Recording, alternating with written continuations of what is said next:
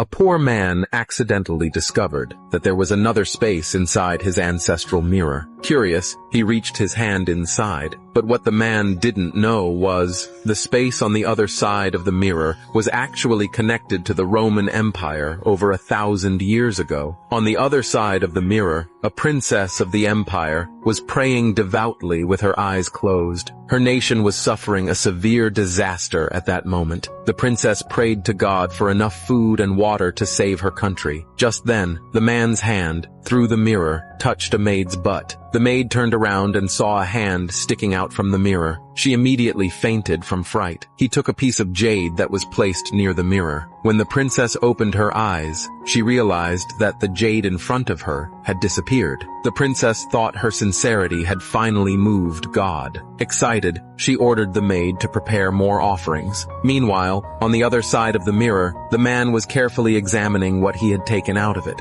He was very puzzled. Although the object looked novel, it was definitely not something from his own time. To verify whether this antique was real or fake, the man brought it to an appraisal TV show. Unexpectedly, as soon as the man stepped onto the stage, he saw a face in the audience that he could never forget. And that person was Jack, the man he hated most in his life. Just a few days earlier, Jack and his girlfriend Mary, along with their men, had found him. They forced him to sign a land-selling agreement. Jack was an antique dealer worth $1 billion.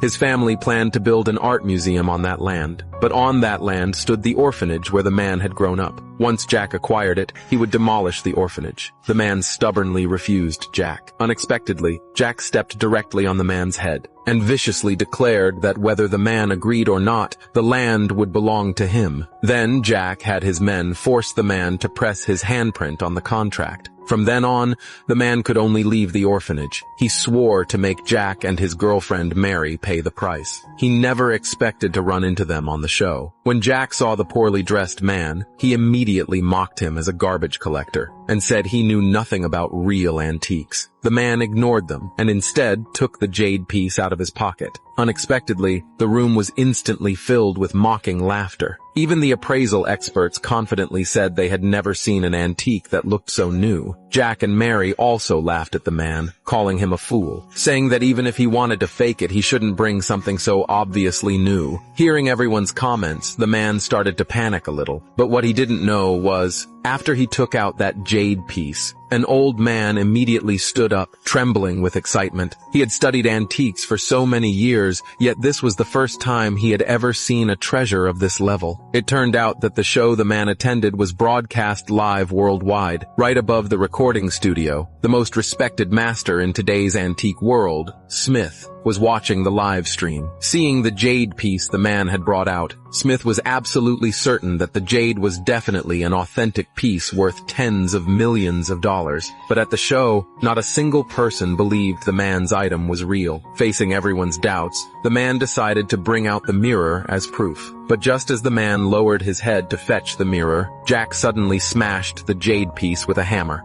The man was furious, but Jack smiled and claimed that he had accidentally lost his grip, which was why the hammer broke the jade. Although the man was unwilling to accept it, according to the rules of the show, if an item was deemed fake, it had to be smashed on the spot. If he wanted to prove his item was genuine, he had no choice but to bring out more pieces. Of course, the man wasn't going to give in so easily. He immediately reached his hand into the mirror, and on the other side, the princess had already laid out offerings. And so the man kept taking out more items, one after another. But as soon as one antique was taken out, Jack immediately smashed it. Holding the hammer, Jack mocked the man, saying, "These pieces of trash are worthless. You'd better crawl back to where you came from." Staring at the shattered fragments, the man pulled out a jade hairpin. Just as Jack was about to smash it, Master Smith appeared in time to stop him. It turned out that after seeing the man's items, Smith couldn't resist coming in person to examine them. But looking at the broken pieces, even the experienced Smith couldn't be sure which ones were genuine artifacts. Smith picked up the jade hairpin, but found that because it had been carried around,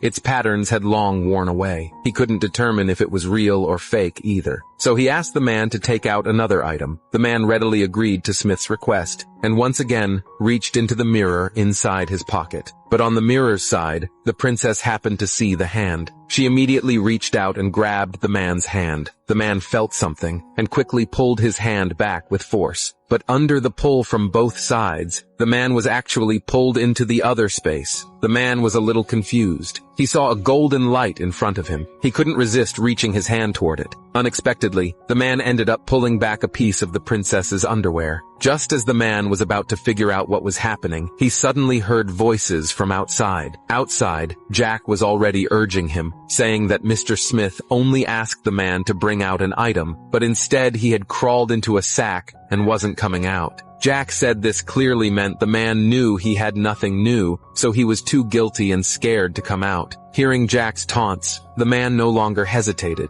He knew very well in his heart that now, only with this piece of underwear, could he win Smith's trust and restore his reputation. So, the man appeared holding a woman's intimate underwear on the stage of the show.